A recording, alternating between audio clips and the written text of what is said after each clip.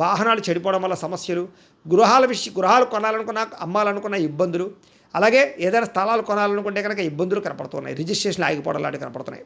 తొందరపాటు మనస్తత్వం వల్ల అప్పులు పెరిగిపోవడము, అనవసరమైన పనులు చేయడం వల్ల టైం వేస్ట్ అవ్వడము, సమయానికి అనుకున్న పనులు పూర్తి చేసుకోకపోవడం లాంటివి ఇబ్బందులు కనపడుతున్నాయి. కొంతమంది మీతో మంచిగా మాట్లాడి మీ రహస్యాలు తెలుసుకుని మిమ్మల్ని బ్లాక్మెయిల్ చేస్తూ ఉంటారు. అలాంటి వాళ్ళతో జాగ్రత్త. బయట వ్యక్తుల్ని శారీరకంగా కలవడానికి ప్రయత్నం చేయకండి. దానివల్ల కూడా ముఖ్యంగా స్త్రీలు బ్లాక్మెయిల్కి గురయ్యే అవకాశం ఉంది. జాగ్రత్త. చాటింగ్లు చేసేటప్పుడు జాగ్రత్త.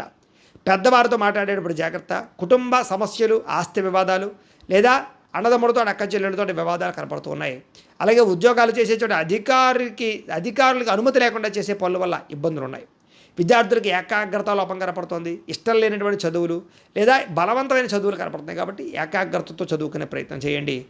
ప్రేమ వ్యామోహాలకి, సెల్ ఫోన్ గేమ్స్కి దూరంగా ఉండండి. చెడు స్నేహితులకు దూరంగా ఉండండి. కాలేజీలో చెప్పిన పాఠాలు శ్రద్ధగా వినండి. పరీక్షల విషయంలో శ్రద్ధ పెట్టండి.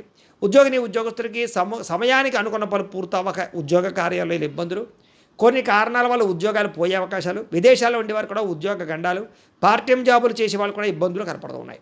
అలాగే ఉద్యోగ కార్యాలయాలు ఎంత కష్టపడినా ఎదుగుదల లేకపోవడం, గ్రోత్ లేకపోవడం, సహ ఉద్యోగస్తులతో అభిప్రాయ భేదాలు, ఉద్యోగాలు అనుకోని ఆటంకాలు కనపడుతున్నాయి. అధికారిక ఒత్తిడి బాగా కనపడుతోంది. మెంటల్ టెన్షన్లు విపరీతంగా పెరుగుతున్నాయి.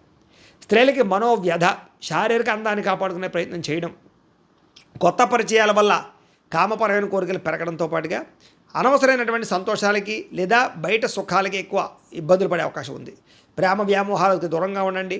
అలాగే కుటుంబ సమస్యల వల్ల ఇబ్బందులు ఉన్నాయి. జాగ్రత్త. ఇరుగు పొరుగు వారితో జాగ్రత్త. అవమానానికి గురయ్యే పరిస్థితులు ఉన్నాయి. ఉద్యోగాలు చేసే చోట శ్రమకు తగ్గ ఫలితం కనపడటం లేదు. ముఖ్యంగా పరపురుష వ్యామోహం వల్ల ఎక్కువ ఇబ్బందులు ఈ నెలలో కనపడుతున్నాయి. వ్యాపారస్తులకి అంతంత మాత్రమైన వ్యాపార లాభాలే కనపడుతూ ఉన్నాయి. తీవ్ర ధన నష్టం కనపడుతోంది. మొండి బాకాయలు పెరిగిపోతూ ఉంటాయి. వ్యాపారంలో డబ్బులు రొటేషన్ అవ్వడం లేదు. అంతంత మాత్రంగా వ్యాపార లాభాలు ఉన్నాయి. పెట్టుబడులు పెట్టేటప్పుడు జాగ్రత్త తీసుకోవాలి. అరువులు అప్పులు ఇవ్వడం మంచిది కాదు. పోటీతత్వంతో వ్యాపారం చేయండి. మార్జిన్స్ తక్కువతో వ్యాపారం చేయండి. తద్వారా మీరు లాభాలు అయితే పొందగలుగుతారు. ఏది ఏమైనా కూడా ప్రతిరోజు పొద్దున్నే లేచి ఓ పావుగంట సేపు మీ ఇంట్లో దేవుడికి పూజ చేసుకుని ఆ తర్వాత మీ పనులలో నిమగ్నమవుతున్నట్లయితే కనుక ఈ నెలంతా కూడా మీకు శుభప్రదంగా ఉంటుంది అని తెలియజేస్తూ, ఈ వీడియో కనుక నచ్చినట్లయితే కాస్త ఖచ్చితంగా లైక్ చేయండి, అందరికీ షేర్ చేయండి. ఇంకా ఎవరైనా ఈ ఛానల్ కనుక సబ్స్క్రైబ్ చేసుకోకుండా ఉన్నట్లయితే కనుక కాస్త సబ్స్క్రైబ్ చేసుకోవాల్సిందిగా మనస్ఫూర్తిగా ఆశిస్తూ, గోబ్రాహ్మణేభ్యః శుభమస్తు నిత్యం. లోకా సమస్తాః సుఖినో భవంతు. స్వస్తి.